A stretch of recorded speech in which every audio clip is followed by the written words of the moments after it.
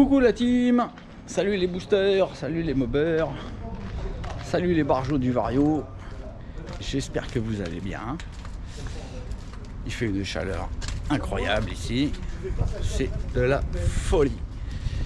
Donc bah écoutez, vous avez vu dans le dernier vlog, on s'occupe de la petite merdinette avec son Doppler. Doppler presque stock maintenant. Avant je disais qu'il était stock, mais bon, je vous ai expliqué. Il semblerait que la personne qui l'avait auparavant avait décidé de gratter un petit peu dans l'échappement.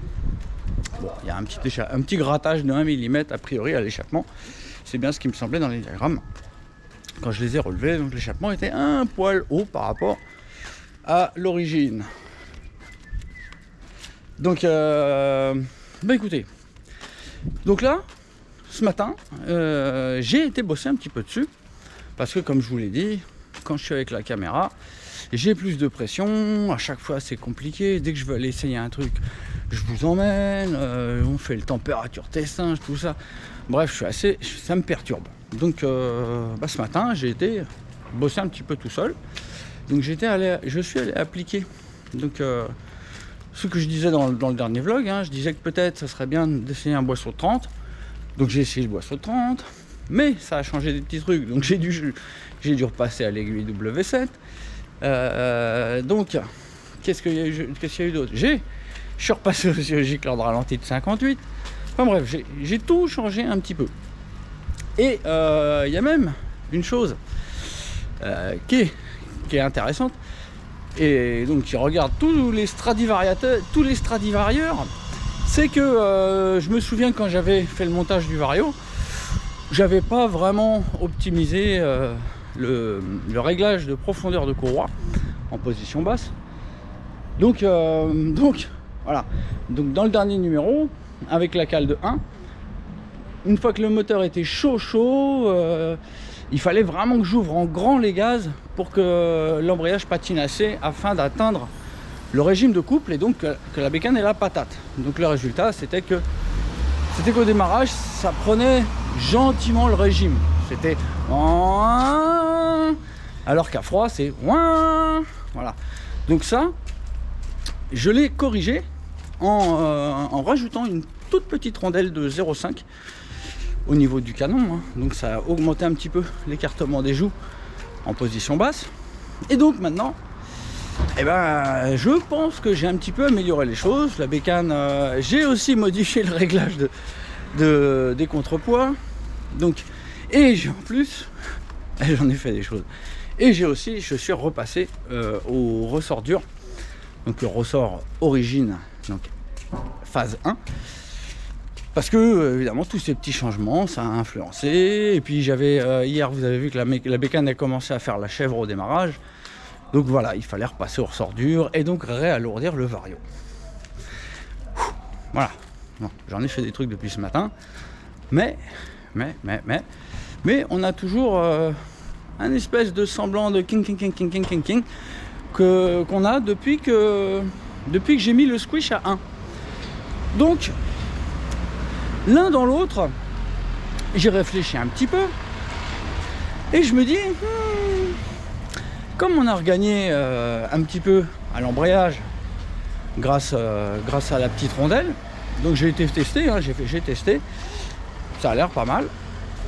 Et donc, comme on a regagné un peu à l'embrayage, bah, je pense que si on décomprime, ça posera pas de problème. Donc, comme vous le savez, le pack Doppler, je le conseille avec un cadre de squish. Donc ça donne un taux d'à peu près 12,5, hein, je pense. Enfin, c'est pas je pense, c'est ça à peu près. Donc voilà, nous là on est en train de tester le pack Doppler en squish 1. Comme je l'indique dans la notice, des fois pour des machines qui ont vraiment besoin de couple en bas, comme les SP, MV, avec leur embrayage sur le vilebrequin qui fait bon là, il vaut mieux avoir du couple en bas. Donc pour certaines machines, pour certaines configurations, avec un 15 SHA par exemple, ça peut être intéressant de mettre un de squish pour gagner du couple en bas régime. Nous, on n'est pas dans ce cas-là, on a une poulie d'embrayage qui accroche un bon régime. Et en plus, on a un allumage à avance variable. Alors, j'ai changé ma pile. Hein. Regardez, premier essai. Hop. C'est bon. Hop. Donc nous, on a de la chance, on a une machine qui est quand même assez affûtée. Donc voilà, les 1 de squish, c'est pas top. Hein, parce que voilà, comme je vous dis, voilà, ce vlog, il est là pour faire une démonstration de ce qu'on peut obtenir avec un Doppler, même s'il est un petit peu gratté à l'échappement, un tout petit peu, même s'il est un tout petit peu gratouillé à l'embase, et même si la jupe est un petit peu raccourcie. Donc on est là pour montrer ce que donnent les Carter Boost avec la Culasse Boost et le Stradivario. Donc, je me suis dit, il va falloir le mettre à 1,4 de squish, parce que là, ça risque de marcher mieux, ça risque de fonctionner mieux, et donc ça représentera mieux ce que je vous propose au niveau pièce. Voilà. Donc voilà les gars, donc je vais sortir la merdinette, et puis on va remettre une cale de 0,5, comme je vous disais hier, on l'a déjà, elle est dans la boîte du pied à Kilous. Donc on va remettre 0,5 à l'embase. J'ai regardé le squish ce matin, j'ai fait un resserrage de culasse, il y avait un bon 8e, hein. Il y avait un bon 8e, ça le demandait vraiment, un 8e de tour hein, à la clé. Donc là j'ai regardé, on est à 0,9 tassé. Donc voilà, on va mettre 0,5 et on va être à 0,4 tassé, 1,4 tassé, c'est-à-dire que moi je conseille 1,4 au montage, et donc a priori, une fois tassé, on est à 1,3. Bon, on va comprimer moins que je le conseille, et on va voir ce que ça va donner. Allez, moi je sors le merdier, les tisous, je dépile, et puis je vous reprends une fois que c'est dépilé. Allez, à tout de suite. Petite interlude très rapide avant que je ne dépose cette calus et ce cylindre. Donc je vous ai dit, j'ai déjà fait un resserrage, mais on va regarder si peut-être ça a encore bougé suite au tour de ce matin, on va voir. Ouais, reste sur place. Eh oui. Oh oui. Ouais ben, ça avait bien bougé, hein. Donc même... Ah bah oui, c'est sûr que là j'ai quand même... Bah non, si, j'ai deux joints d'embase, donc c'est les joints d'embase qui se tassent. Alors là, je ne vais faire que rajouter une cale de 0,5. Donc je vais déposer tout ça. A priori, bon, le joint d'embase, il va être un petit peu collé au cylindre, donc je ne vais pas essayer de l'enlever. Et je vais rajouter la cale de 0,5 que je vais coller à la boîte à joint. Je vais mettre un peu de pâte sur les deux cales, un tout petit peu.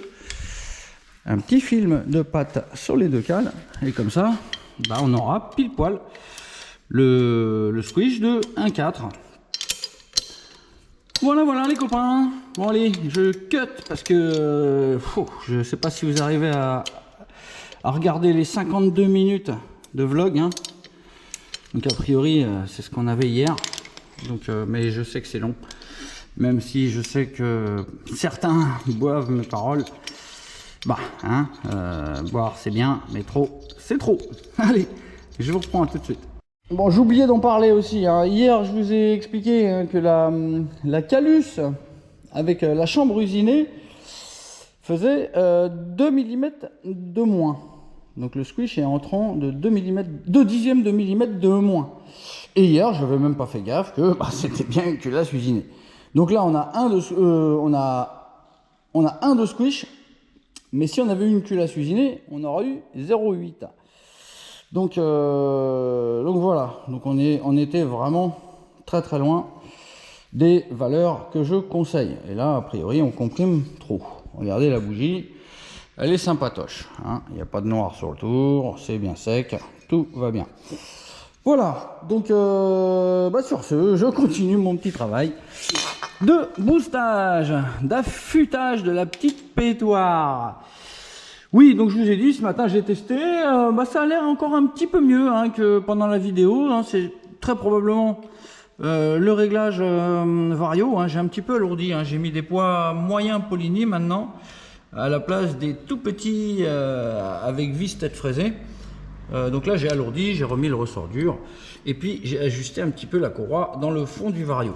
Donc ça marchait un petit peu mieux, mais vous savez, je ne suis jamais content. Je veux toujours faire du meilleur possible. Et donc là, je pense que ça peut être judicieux de remettre 0,5 étant donné que c'est ce que je conseille sur le pack Doppler. Allez, à toutes. Bon ben voilà les gars, on y est. Normalement, vous devez pouvoir apercevoir les deux cales. Voilà. Je vous montre bien, hein, parce qu'il paraît que je suis un gros mytho des fois. Voilà, je ne sais pas si vous voyez, je l'espère. En tout cas, vous devez voir qu'il y a un petit peu de pâte à joint entre les deux. Hein, donc voilà, vous pouvez en principe déterminer qu'il y a maintenant un 5 de cale. Donc, alors, on se le fait? On se le fait le squeak? Allez, on va se le faire. Il est où mon fil? Ah, il est là. Alors, mon fil, pour le moment, il a servi des deux côtés. Donc, on va lui faire un petit cut. Hop, je vous pose et petit cut. On lui recrée un petit L. Hop. Donc là, a priori, hein, comme je vous ai dit, on doit être à 1,4. Et le fil fait 1,5. Hein, donc, ça va vraiment être du frôlage. Hein. Voilà, j'ai touché là. Je sens que le piston le coince un petit peu. Un tout petit poil. Je sens que ça coince, mais je sens pas beaucoup plus que ça. Donc allez, regardons. Je vous monte. Déjà on allume le pied à coussil. Aquilous. Alors, voilà. Donc c'est dans ce sens-là. Hop. Donc normalement on doit être là. Ah bah j'ai un 2. J'ai un 2. Attendez, je le prends. Ah putain. Non mais c'est bien, ça me fait faire des squats. Ça me muscle les fesses. Ça entretient mon petit fessier d'adolescent. C'est parfait. Voilà, bon voilà ce que je retiens là. 1,36. Pourquoi il clignote? Ça veut dire quoi ça? Ça veut dire que la pile elle est en train de mourir, c'est ça? Eh merde, enfin je rachète une pile. Je l'ai changé il n'y a pas longtemps, mais il a le malheur des fois de... Quand je remue un peu trop la boîte, il s'allume. Voilà, deuxième vérif, 1,39. Très bien, on est très bien. J'ai fait mon petit serrage de calus, j'ai plus qu'à remettre la bougie. Et puis on va aller tester ça tout de suite. Allez, je vous reprends là-haut, à toutes. La petite séquence qui fait plaisir. Ah, ça change la vie. Donc, les gars, je vous ai énuméré tous les changements. Donc, il y en a un paquet. Mais au final, ça changeait pas grand-chose. Hein. C'était peut-être un petit peu mieux au niveau de la retombée du régime au ralenti. En tout cas, ça fonctionnait très bien, hein, comme hier. Peut-être un petit poil mieux. Un petit poil. Donc là, on vient de rajouter 0,5 à l'embase. Ce qui nous fait à peu près 4 degrés.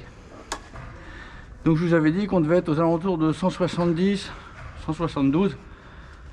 Bah là on doit être à peu près vers 174, 175. Et au transfert on doit être à, je sais plus, 122, 123 je pense. Hein. Je pense. Donc bah écoutez, le starter est mis. L'essence est toute verte. Allez. Ouais. Bon. On va me faire chier. Voilà. C'est fastidieux.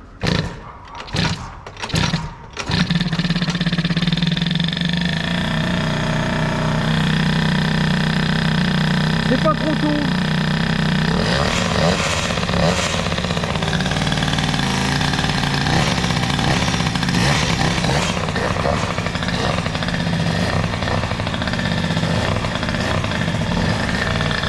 Allez les copains, on est parti pour le petit tour du soir.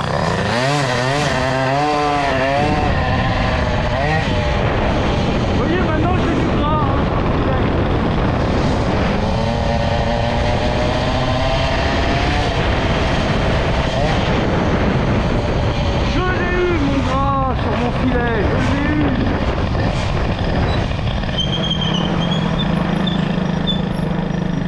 le ralenti toujours sénatorial. Pour le moment le régime redescend nickel, hein, mais bon, ça on a l'habitude, à froid, hein, tout va bien. Tant qu'on est dans les températures d'un moteur liquide, tout va bien. C'est une fois qu'on arrive au-delà des 110, 120 degrés, je pense que ça commence à merder. C'est la vie. Ça serait l'hiver, probablement qu'on n'aurait pas ces problèmes de différence entre froid et chaud.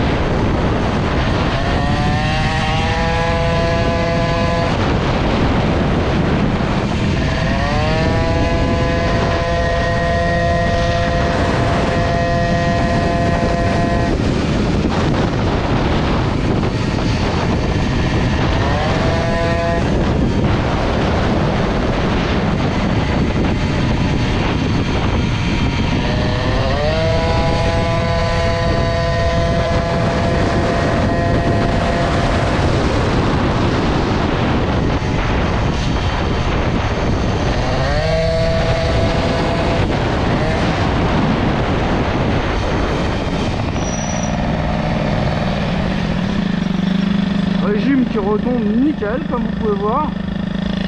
Bon, j'ai un tout petit peu de gras à la rouverture des gaz, mais c'est très bien, ça me rassure. C'est très bien. C'est rien, hein, je perds un petit dixième de seconde à la rouverture des gaz, mais c'est parfait. Allez, vert.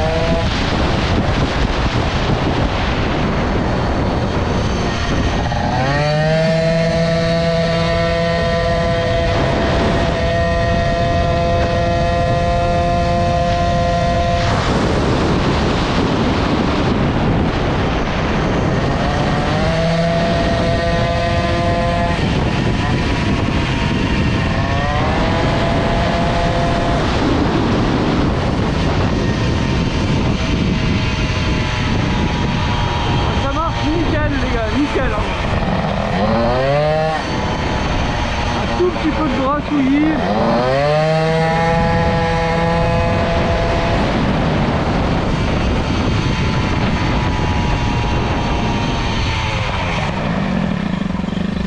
Un tout petit peu de grassouillis hein, quand je rouvre les gaz,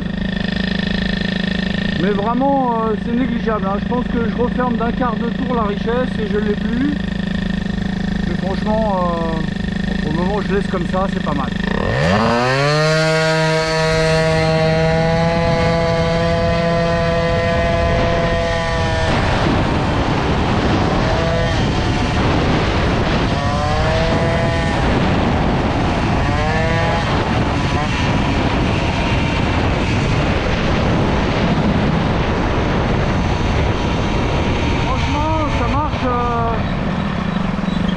Marche nickel, hein. Vraiment nickel. Regardez le ralenti là, ça redescend nickel.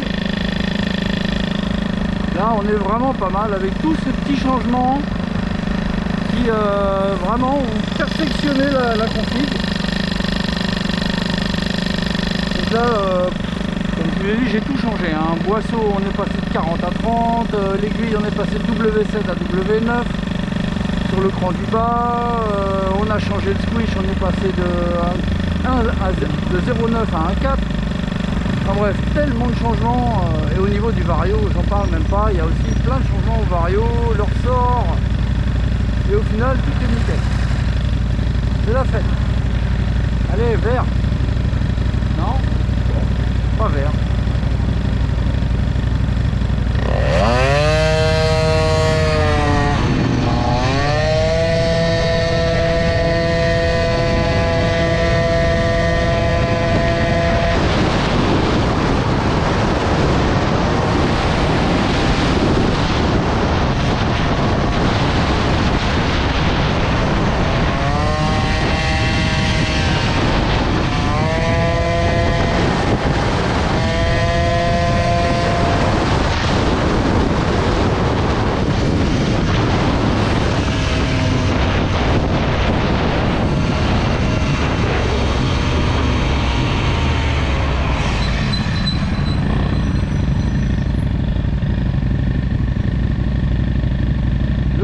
De la mort.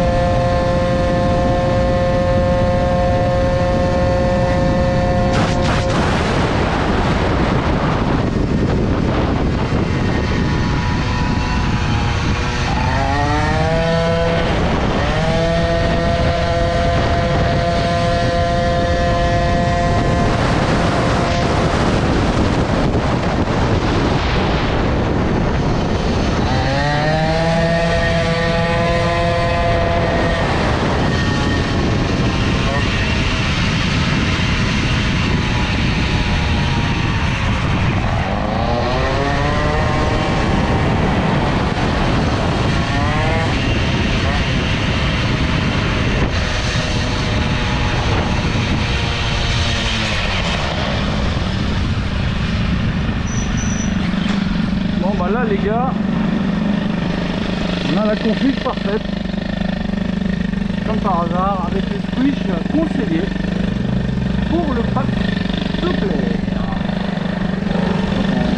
On va vite descendre, faire le test de température, ou que c'est bas quand même. Hein. On doit être à 1100 tours minute, 1200. C'est beau, hein. On dirait un moteur à injection presque, tellement c'est régulier. Allez Sésame, fais-moi plaisir du premier coup. Non? Ah, super. Tout se passe bien aujourd'hui, la porte qui s'ouvre du premier coup, merci les piles. La machine qui marche nickel. Allez, allez, allez, allez, allez, allez, allez.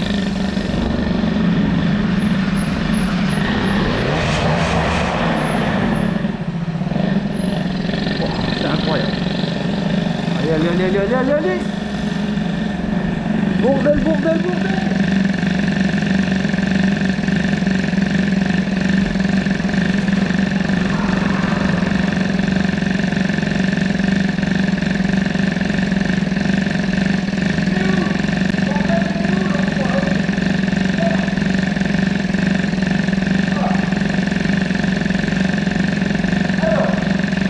Verdict, monsieur le juge. Ah bon? Ah! Et ben en plus, regardez, en plus, là les températures sont encore meilleures, bien meilleures qu'avant. 130 au cylindre. vraiment un signe hein, que là on a trouvé la bonne config. C'est que les perfs sont a priori en hausse. 128 au cylindre, 135 à la culasse, alors qu'il fait quand même 35 degrés dehors. Hein. Bon allez, on va le caler le machin. Allez, débriefage. Je vous prépare un joli sourire, car je suis très content de mon acharne. Menteur. Allez, allez, allez, allez, allez.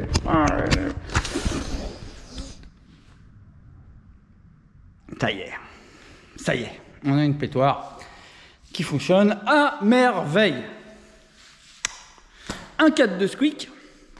Bon, je ne peux pas nier que j'ai un échappement qui est remonté d'1 millimètre, que j'ai l'embase qui est un petit peu gratouillée pour correspondre au Carter Boost. Mais bon, ça, hein, ces modifs-là sont à la portée de tout le monde, il n'y a rien de complicado. Bref, voilà, bah, vous avez vu ce que ça donne. Un petit 50, Doppler, avec des toutes petites gratouilles par-ci par-là, avec des Carter Boost sans aucune gratouille, un petit Stradivario à 139 €, voilà, avec sa joue fixe, qui franchement apporte beaucoup, hein, sans modifier la joue mobile, vous arrivez à la full plage de la joue mobile originale. Voilà. Tout cela avec une admission, une pipe Polini dont je vous ai montré les modifications, et un clapet Athena. Voilà, voilà, vous avez vu. Bon, je pense qu'on n'est pas très loin des 8-9 chevaux hein, qu'annonçait Bidalo à l'époque avec un radial, avec justement des diagrammes très proches de ceux-ci. Hein. On est vers 175, 177, 125, 126. Hein. Donc je pense même, en toute honnêteté, qu'on a peut-être plus de 9 chevaux. Je ne sais pas du tout, à l'heure où je vous fais ce débriefage, ce que ça va donner dans la petite descente qui nous sert maintenant de référence, même si... Bon, j'ai freiné un peu plus tôt que les dernières fois, là je suis arrivé gentiment dans le rond-point, on verra. Si je fais 2 km/h de moins, bah faudra pas s'étonner, hein, c'est parce que j'ai freiné plus tôt. Donc voilà, bah écoutez les potos, moi je suis super content, là la pétoire est nickel. Donc là, on a un 5 à l'embase, avec un 4 de squish. Donc normalement, l'étape suivante, ça serait de passer normalement à 2,5 à l'embase. Mais malheureusement, on se retrouverait toujours, enfin 2,5 à l'embase avec une culasse qui a 1 mm de plus de plomb entrant.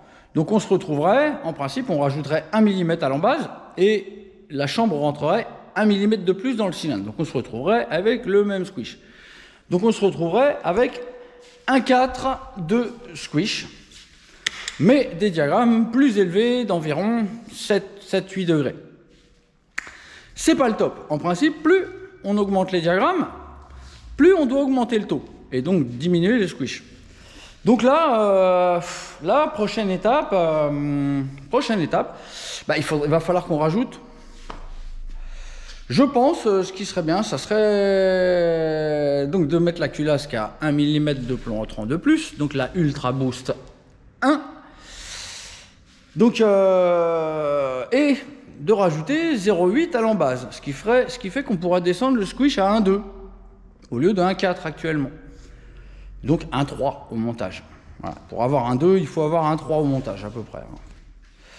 Donc, enfin, ça dépend aussi du nombre de joints que vous avez. Si vous avez 2 joints, bah, vous pouvez calculer que vous allez avoir un tassage qui est 2 fois supérieur à s'il y en a un seul. Donc voilà. Bah écoutez, là, hein, c'est triste hein, parce que je fais des super moteurs, je fais des réglages aux petits oignons, puis dès que c'est bon, allez, on déglingue tout, on repart sur un autre moteur, et allez, on devient fou à devoir tout régler, mais bon, c'est mon plaisir, c'est comme ça. Bah, j'ai aussi du plaisir à aller me balader, hein, mais je suis vraiment pressé de commencer à expérimenter les 2 culasses Ultra Boost que m'a concocté Gilou, hein, Gilles Eichenlob, surface de bouc. Pour ceux qui voudraient le trouver, il a une photo en fond bleu, oui, comme ça, il fait son penseur de Rodin. Voilà, le seigneur des copeaux. Voilà, celui qui, à ce jour, ne m'a jamais déçu parmi les personnes avec qui j'ai pu m'associer. Voilà, vraiment quelqu'un de super, de droit. Vraiment une personne qui mérite vraiment ce qu'il a, et même plus. Bref, ce que je lui donne, et même plus. Et pour le moment, je ne le regrette pas, et je ne pense pas le regretter un jour. Voilà les potos. Donc, en attendant de venir au boxon avec la culasse Ultra Boost 1 et ce qu'il faut en juin, bah, je vais vous souhaiter une agréable soirée, parce que je pense que je vais publier ça ce soir. Je vous remercie d'avoir assisté à cette petite séance d'affûtage, peaufinage. Et donc voilà, n'hésitez surtout pas à mettre un petit cliquot pour le travail que je peux effectuer et ce que je partage avec vous. Il n'y a pas beaucoup de gens qui vous font des vlogs aussi explicatifs avec de l'application, de la prise de risque aussi. Et je ne rajouterai pas qui vous propose en plus des pièces. Ça manque d'humilité, mais on va dire exceptionnel. Voilà. Bon. Les potos, allez, merci d'avoir été là. Donc n'oubliez pas le coquelicot. Et puis, je vous dis à bientôt les potos. Allez, ciao.